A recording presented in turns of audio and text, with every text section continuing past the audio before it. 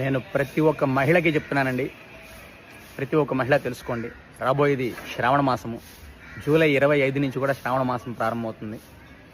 ఇంటింటా ప్రతి ఒక్కరు కూడా మహాలక్ష్మి అమ్మవారిని పూజ చేసుకుంటారు. ప్రతి ఒక్క మహిళ కూడా ప్రతి ఒక్కరూ పూజ చేసుకోండి. భక్తి శ్రద్ధలతో పూజ చేసుకోండి. ఎందుకు నేను అంత గట్టిగా చెప్తున్నా అంటే భక్తి శ్రద్ధలని, ఈ మధ్య సోషల్ మీడియా ప్రభావం వలన భక్తి లేదు, శ్రద్ధ లేదు. పక్క వాళ్ళు విగ్రహం పెట్టుకొని చేశారు, నేను అంతకన్నా పెద్దగా విగ్రహం పెట్టుకోవాలి. పక్క వాళ్ళు అలంకారం చేశారు, నేను ఫుల్ లైటింగ్ సెట్ అలంకారం పెట్టాలి. పక్క వాళ్ళు ఇంకొకటి చేశారు, నేను అంతకన్నా ఇంకా పెద్దగా డాంబికంగా చేయాలి. పక్క వాళ్ళు ఏదో రిటర్న్ గిఫ్ట్స్ ఇచ్చారు, నేను అంతకన్నా ఇంకా పెద్దగా డాంబికంగా రిటర్న్ గిఫ్ట్స్ ఇవ్వాలి.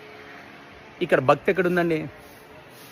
అమ్మవారికి కావాల్సింది నిర్మలమైన మనస్సు, నిశ్చలమైన భక్తి.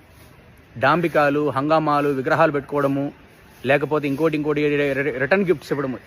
అసలు ఈ శ్రావణ మాసంలో ఎవరు అలవాటు చేశారో తెలియదు, కానీ రోజుకొకరు కొత్తగా సోషల్ మీడియాలో ఎవరు ప్రాపకరణం చేస్తున్నారో తెలియట్లేదు, కానీ చాలా అంటే చాలా రాంగ్ ట్రాక్ పట్టేస్తున్నారు. ఒరిజినల్ భక్తి అనేది మిస్ అవుతుంది.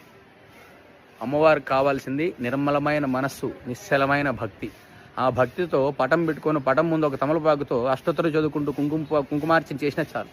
ఆ కుంకుమ పెట్టుకున్నా చాలు, ఎంతో పుణ్యం.